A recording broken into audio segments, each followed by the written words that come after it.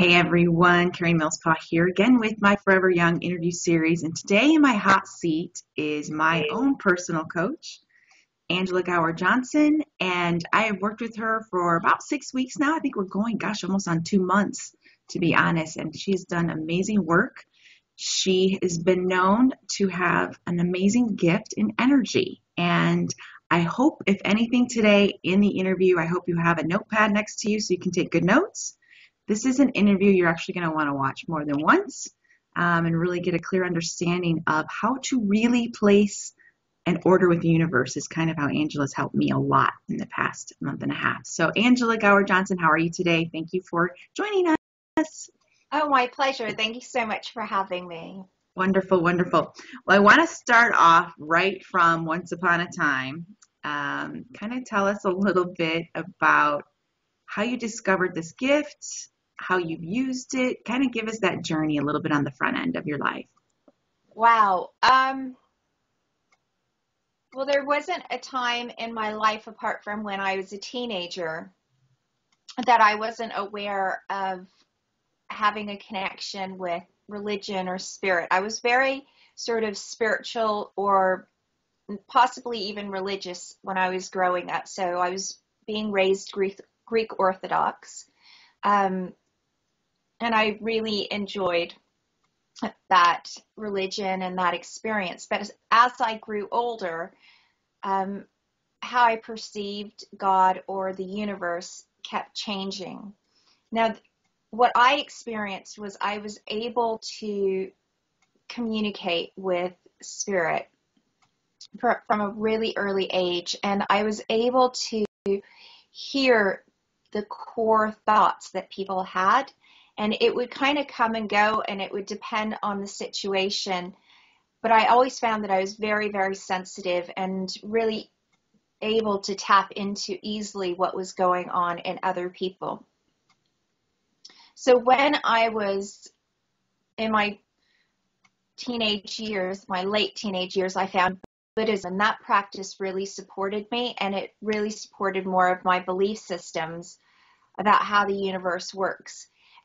The thing that it did, though, was it expanded my awareness tremendously. And I really required support with that. And the way that most people were practicing the Buddhism that I was practicing, it was more of a physical, logical thing. It wasn't as much of a spiritual, magical experience. But for me, it was really spiritual and really magical. And my awareness was just insane, and I had to get support.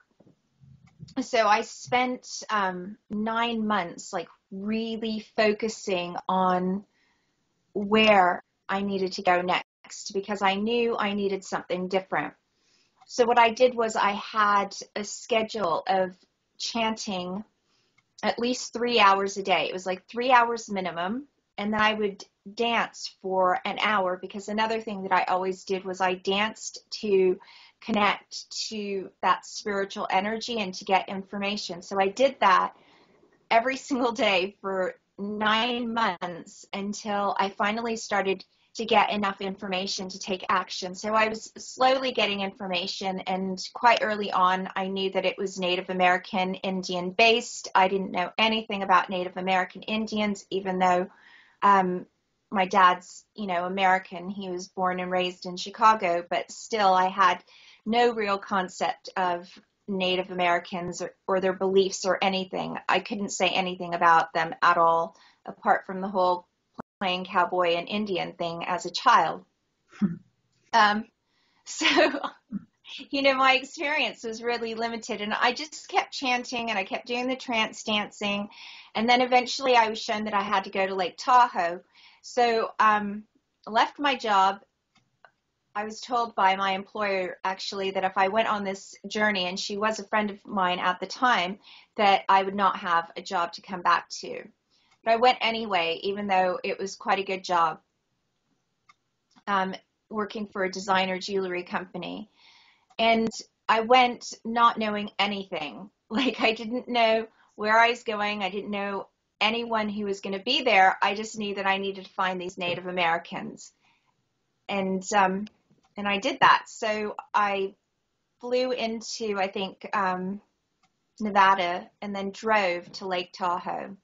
And I literally drove to a bookstore. I was like pulled to this bookstore, and I walked in, and there were two of my teachers, and it was just phenomenal. And it just happened that there was 13 people from around America who had gathered to teach with this one Native American.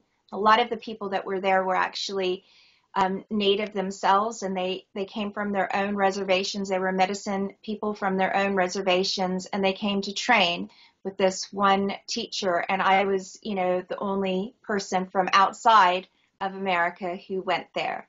So I started learning about energy in a more intense, dramatic way. And I started to understand more about how our bodies work and about how energy works. And that really is the beginning of my journey.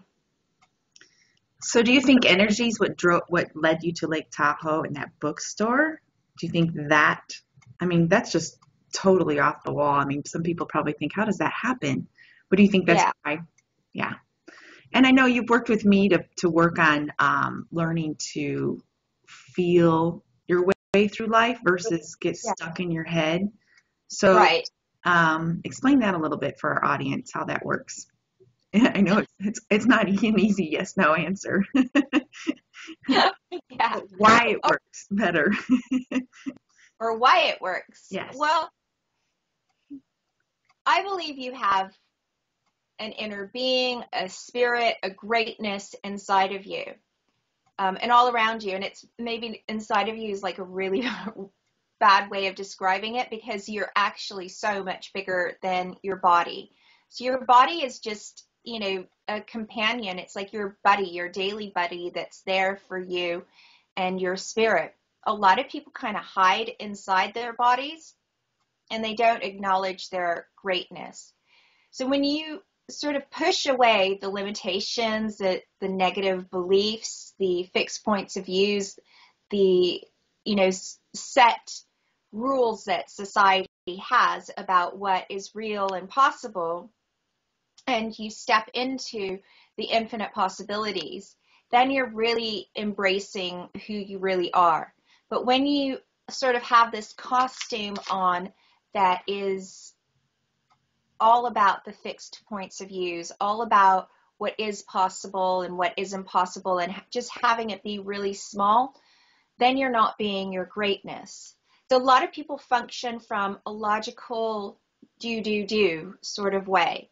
And it's harder. The results aren't as great. They're buying into, you have to do all this work to get these results. And one of the things that I found with people in the past that I've looked to work with is that belief system that you have to work to get any kind of reward has been the failing of our relationship. It's been what has stopped us from being able to work together, because my belief system is that if you are being you in totality, if you're being your greatness in totality, you take one simple action that might have in the past taken you, 5 months to put everything together, but you can do it in like 5 minutes or 50 minutes maybe. And it's inspired action. And from that, you get the results of like 5 months of really, really hard work. And the energy is just different. When you're following your greatness, when you're following your inner vision, what happens is it's light, it's freeing, it feels good. When you're doing stuff based on contextual reality and following someone else's business model or, way of being and doing, if it's hard, if it's difficult, if you're like pushing yourself, if your mindset is like, I have to do this, I have to do this, I have to do this, then you're probably not functioning from inspiration. You're probably not functioning from your inner vision. And I'm not saying that you won't get results, because some people just stumble into results. But I'm saying that you can definitely, if you take the time to really be you and tap into your greatness is always going to lead you to that thing. So that's a really good segue to the body, because I don't believe you're your body either. You're a spirit that has this, relationship with your body, and it really should be a loving, adoring relationship where you have no judgment. So your body has no judgment with you. Your body's just like, oh my God, I just love you so much. I don't know if you've ever had a dog, like a puppy, in fact, would be a better analogy.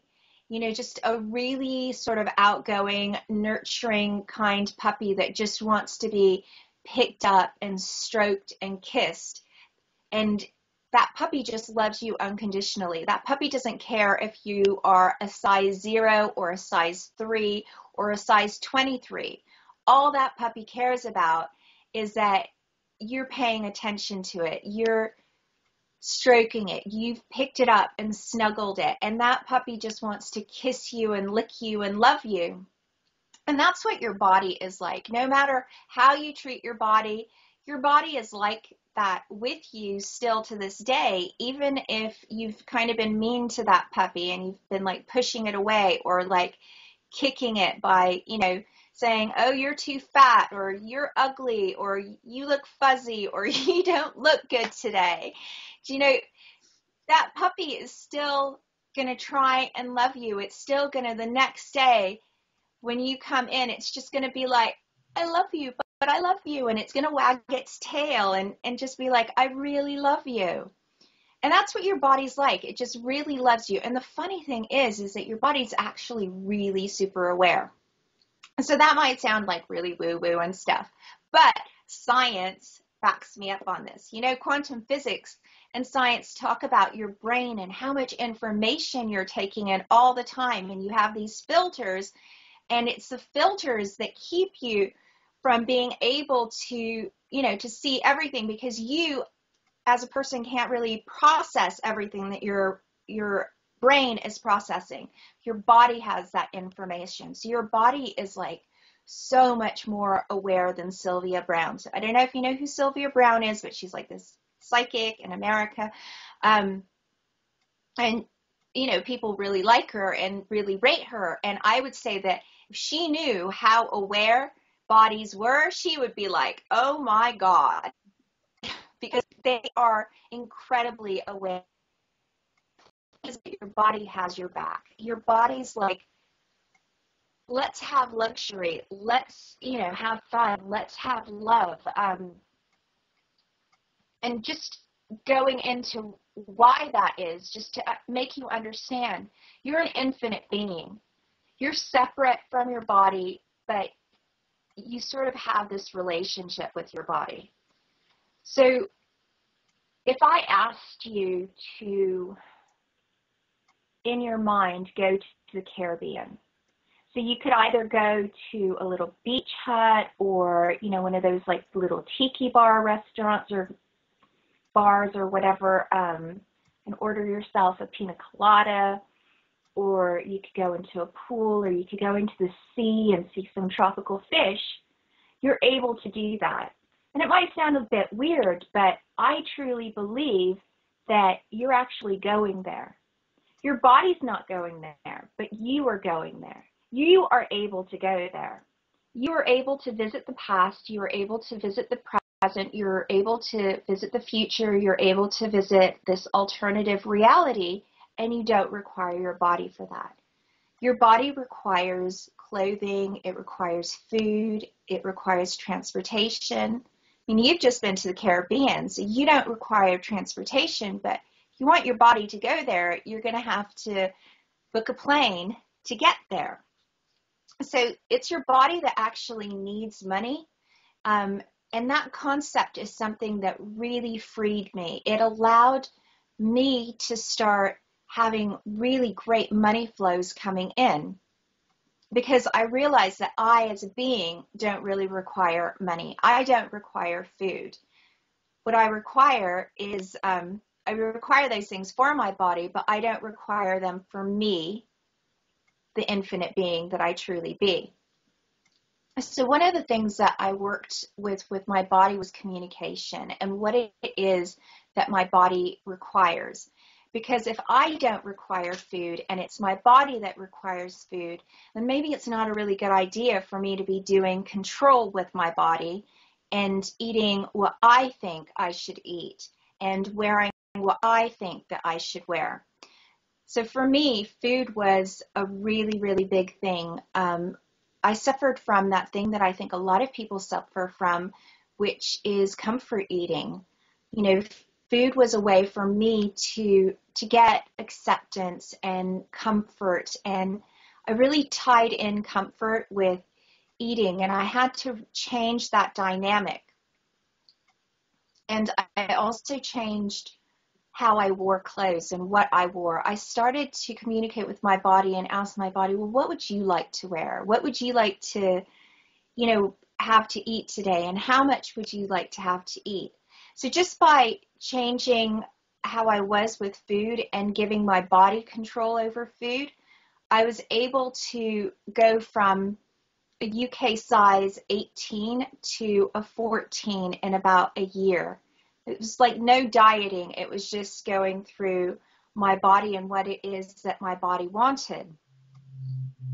And one of the ways that I started doing this is called the body pendulum.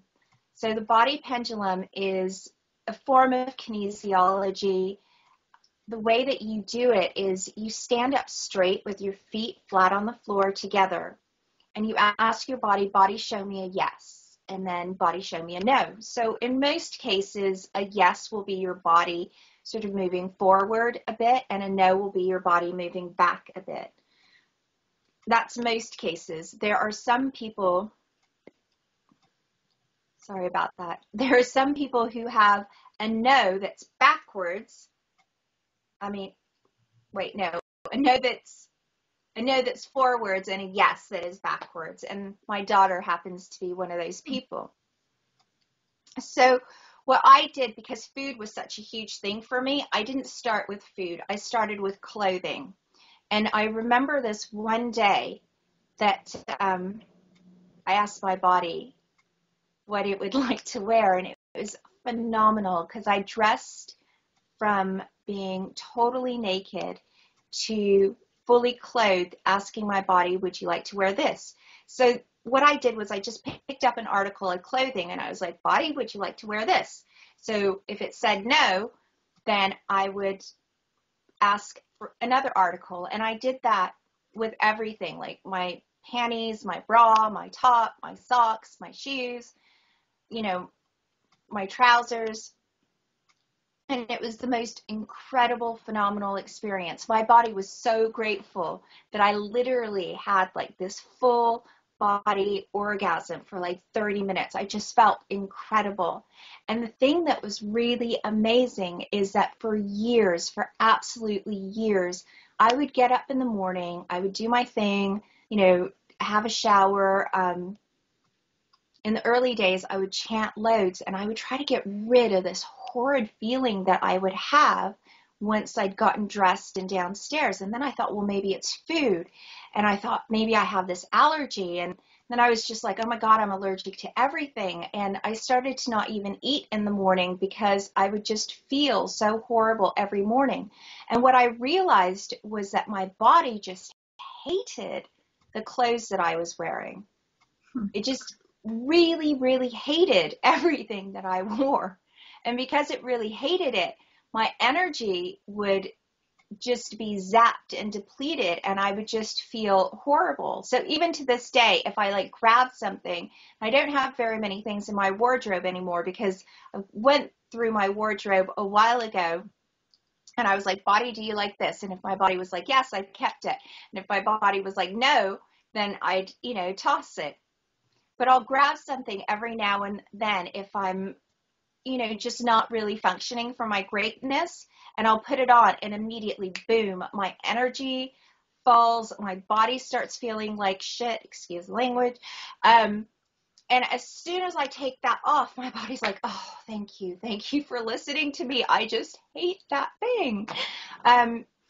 So it's just so easy to do. You just hold something and you're like, body, would you like to wear this? Or body, would you like to eat this? You know, so if clothes is your thing, then you definitely don't want to start this with clothes, because if you're like a real clothes person and your clothes are really valuable and important to you and they're part of your identity, then the last thing you want to do is to be working on this first. You want to go with food, and you want to ask your body, you know, what would you like to eat? Would you like to eat this? How much of this would you like to eat?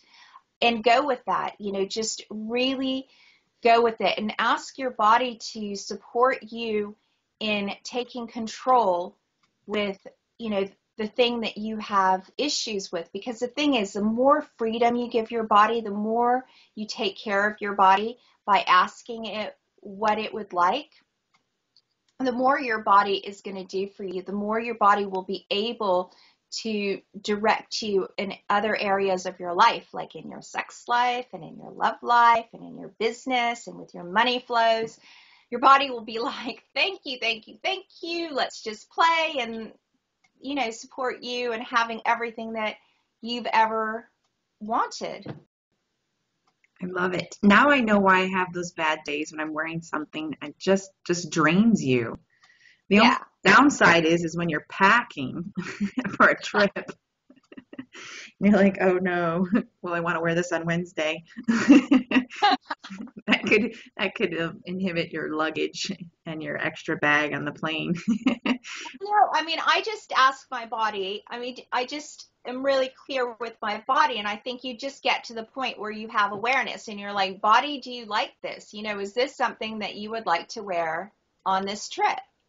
You know, I went away for a few days and I took just like a really minimal amount of stuff. I'm like, body, would you like me to take this? Are we going to wear this? And my body would be like, yes. And the amazing thing is that I now dress accordingly, like I dress according to the weather, unbeknownst to me, because my body seems to know. Like the other day, it was super, super sunny here, and it was really, really warm in the morning, and my body was like, I want this, and I want this, and I want this. And I'm just like, it's like summer outside. And, but I've been doing this for so many years that I just kind of listened and I was like, okay, well, this is interesting because we're like wearing loads of layers. And it ended up with a sweater as well. And I took my jacket and I took my woolly hat and my gloves because I was going out with my friend. And she dressed for what the day was like when, you know, she'd opened her door and looked outside and it was all sunny and warm and so summery. And she friggin' froze. And I was just like so nice and cozy because we had this major hailstorm, Oh, jeez. like 2 or 3 times, and her ears were just like freezing because we got caught in this torrential rain. And I was totally fine because my body was like, you know, let's get this and that, and we're going to put that on as well. And I just went with it because, you know, I learned to trust my body. And in the beginning, I was just amazed at how I was always dressed for the weather without knowing what the weather is going to be. Because you know how the weather can just change suddenly, but my body seems to always know that way in advance. First thing in the morning, my body's like, yeah, it's going to be like hail. Cloudy with the chance of hail. You might want that coat.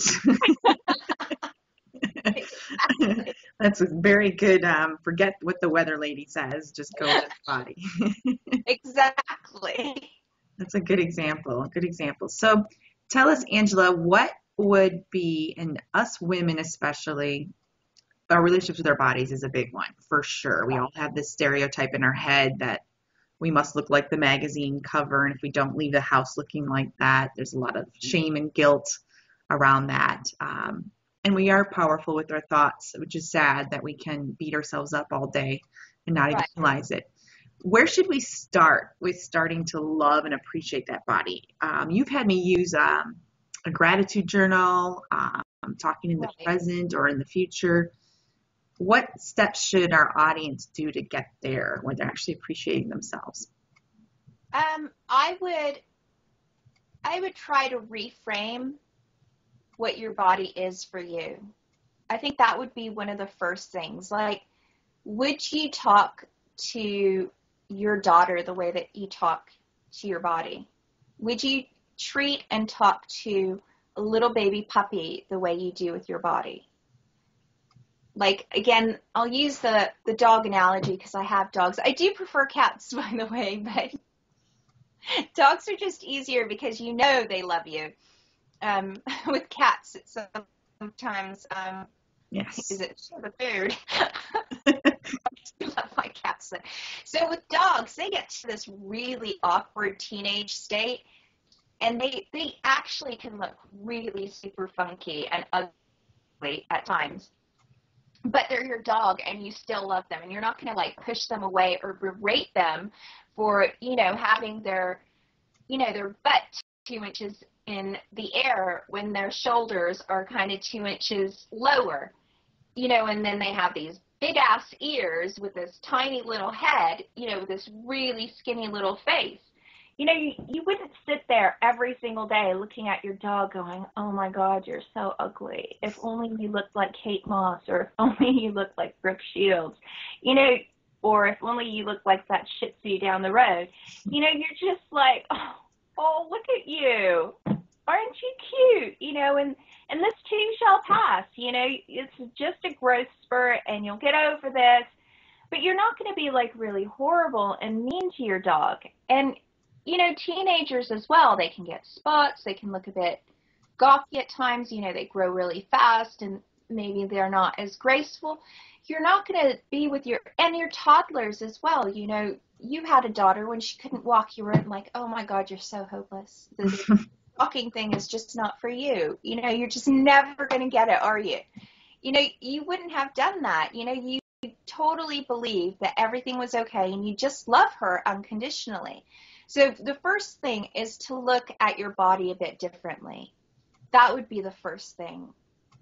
The second thing is for any judgments that you have about your body, any thoughts that you have, like if you're taking a shower and, you're looking at your body and you're like, oh, I'm just a bit flabby, or, oh, I look a bit old, or, oh, I'm fat.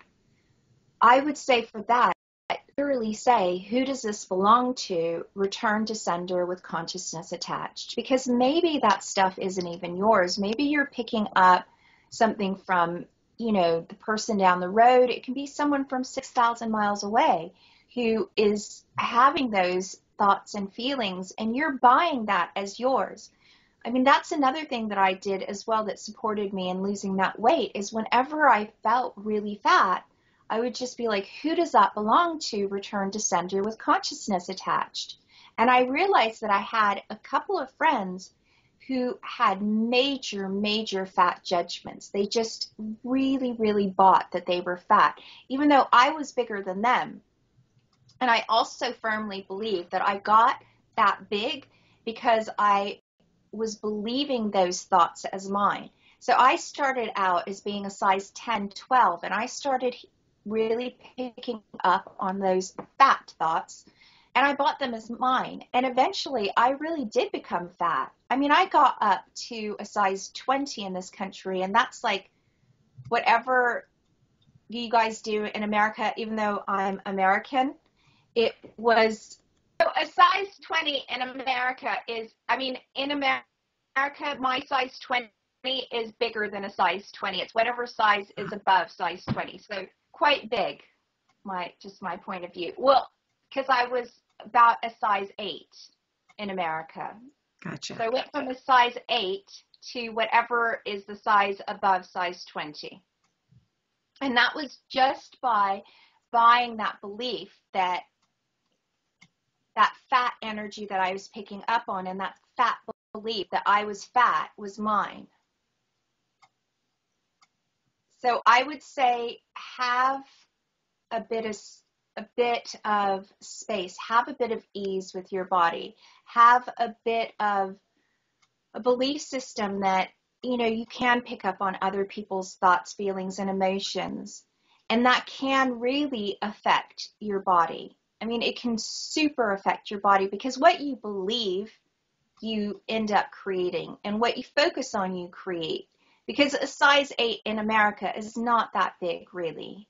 I know for supermodel standards and blah, blah, blah, but, it's not like I'm, super short or anything. And, size 8 is quite a good size, I think. And in fact, I probably looked a tiny bit underweight, if anything, at that size. But because I bought those fat beliefs as mine, it just exaggerated it, and that focus created what I didn't want. So I would say really be aware of that. Be super, super aware of what's really yours and what you're picking up from other people. And you'll see a pattern. You'll probably have, one or two friends that really project what they feel about themselves out there so much that you pick up on it. And you'll know, oh, this person's going to call me today. Like, oh, Anne's going to call me today, or I'm going to run into Anne today, or she's going to call me and invite me out to lunch. And Anne might not even be fat, but she has that belief, and it's so strong in her that you're picking it up. So you're taking a shower and you're like, oh my God, I'm so fat.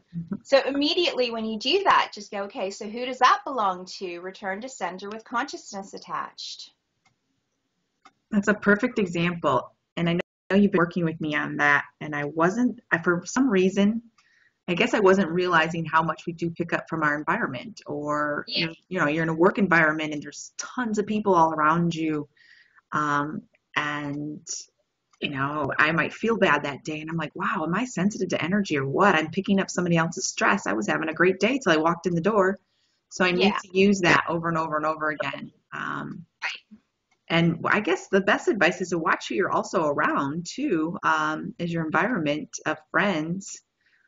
And the negative people, all the better reason, I guess, to kind of weed those people out, I guess. So you don't have to be around them as much. But now you're aware to eliminate those thoughts with the tool that Angela uses.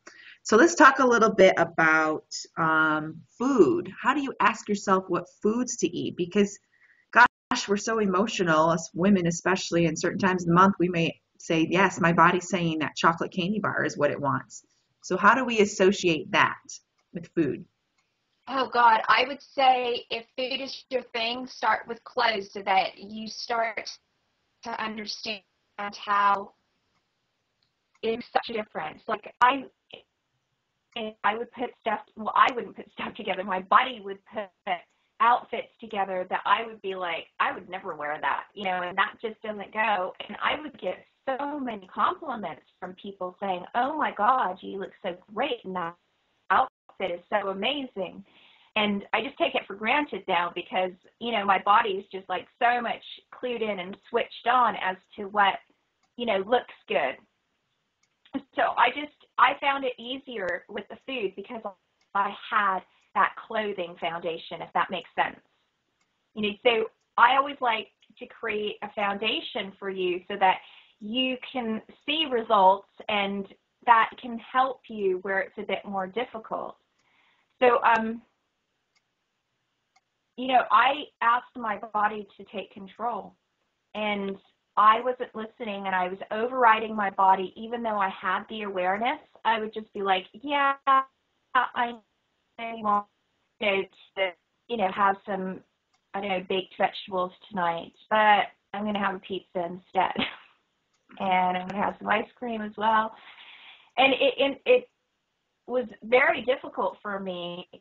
But the truth is that I was just like, you know what, body, I'm a food addict and I need you to start taking control. And my body would do some freaky ass shit.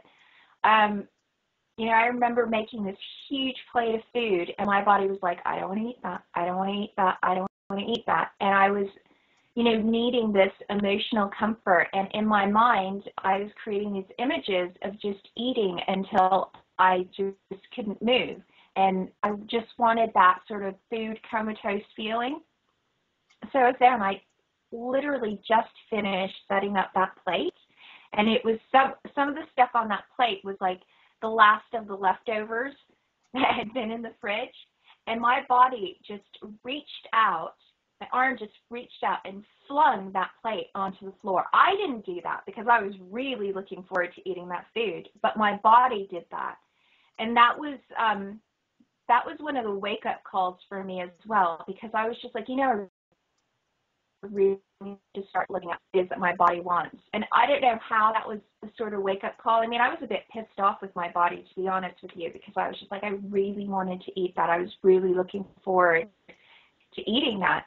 But it wasn't so much what it was that I wanted to eat. It was the amount that I wanted to eat, and the fact that I wasn't listening to my body about all the other stuff that I was putting on the plate as well. So for me, it was a bit more difficult. And luckily, for most of the things that I go through, they're a bit more extreme than what you would possibly go through or what my clients usually go through.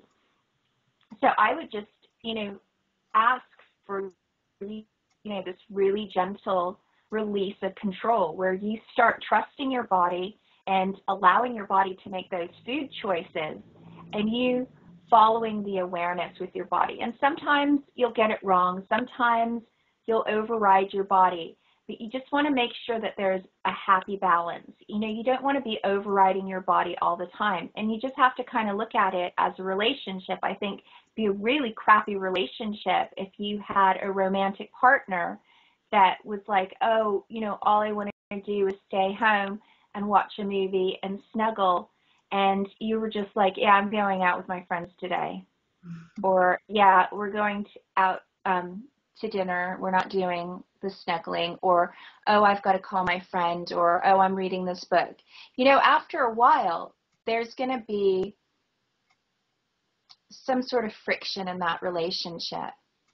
There has to be a bit of balance. And, it's fine for you to say, once in a while, I'm going out, or no, let's go out.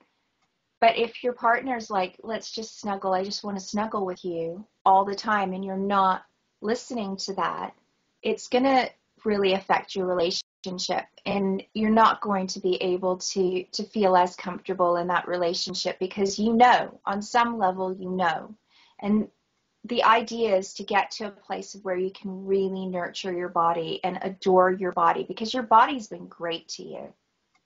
Your body has been so great to you, and all it's asking for is for you to feed it what it would like, and for you to wear clothes that make your body look fucking amazing. Oops, sorry. Mm-hmm. I am not politically correct. You talk like me. So that's what you have to know, and just work on that relationship with your body, and just be like, body, what allowance can I be here? Body, what gratitude can I be here? Just be super grateful for your body, have allowance for your body. I mean, that's what I would say in any relationship, to just ask, what allowance can I be here? And what gratitude can I be here? And that's going to create so much space and ease. It'll be phenomenal. Did I answer your question? Absolutely. Absolutely. And I have to remind our audience, when you actually coach with Angela, she's going to give you a series of questions to run on how to ask your body, how to ask the universe, how to ask just what your mindset should be that day. She's even taught me how to draw energy from the universe to get me through the day, because I do a lot and I'm stretched thin at most days, and it's amazing how much energy I can have throughout the day. It just blows my mind. So working with her intensely has really changed and shifted a lot of areas of my life, not just in, obviously, in the work environment, business, things of that nature, relationships. Everything she teaches you is something that can be transformed into whatever area in your life you need it at that moment. So it's kind of how she's teaching you, and she's giving you a few snippets, I guess, of what to ask your body and what to say and how to get rid of those nasty thoughts that show up in your head. I guess that's step one, is being aware of those thoughts, and to end the abuse of your body today. I mean, it breaks my heart. As a wellness coach, I've seen it over and over again. People abuse themselves more than they would a stranger in their house, and it's just disgusting. It needs to stop. It needs to stop. So that is perfect examples, perfect analogies, and perfect examples of where to start today. I want to conclude, because we've come up to the end of our time, how can our audience work with you? Of course, we're going to have links attached to the email of this video to get connected with Angela, get on our newsletter list so you can get free tools and information fed to you. But how could, if someone wants to work with you, Angela, is there a way that you would prefer them to contact you? Well, the best thing to do is to go to my website and sign up for the free Tools for Change module. And then you can email me at agowerjohnson@gmail.com and say, I've done the tools, I'd love to work with you. And then we'll set up a time to connect, and you can have a session and see how that works for you. And we'll see if it's fun and rewarding for both of us and go from there. Perfect, perfect, perfect. And I have to, I'm going through her tools and modules, they're very step-by-step, very easy to do. You kind of master one step and then you go to the next. So it's not at all overwhelming. It's actually a lot of fun to get these patterns down pat. So it's a part of your automatic thought process. Any final thoughts, Angela, that you have for our audience today? Wow. Uh-oh. Just know that anything is possible. You're an infinite being and you've got access to so much magic and power and possibilities. You know, everything and anything is possible, and there's just so much fun to be had. There's so much happiness to experience and so much joy and bliss. And, you know, what if you could just start having more fun, and including your body in that is just going to up the ante. You'll be able to have so much more ease and peace and freedom and fun and energy. And isn't it time you have a really good relationship with your body? Couldn't agree more. Life was meant to be fun, and we're all taking it so seriously. Exactly. I've learned this one recently. Chill out, Carrie. Exactly. Very cool, very cool. Well, thank you so much, Angela. You've been an awesome help for us to really get clear on our thoughts and how we can have a better relationship with ourselves, our bodies, and that's when we're all more attractive, when we're happier and smiling more and just happy with life instead of being down and negative and beating ourselves up. That's not an attractive trait to have. So thank you so much from the bottom of my heart. I appreciate you and all that you do. Anytime you guys need Angela, you can always go through me too, because I know how to get a hold of her, of course. So thank you. Sorry.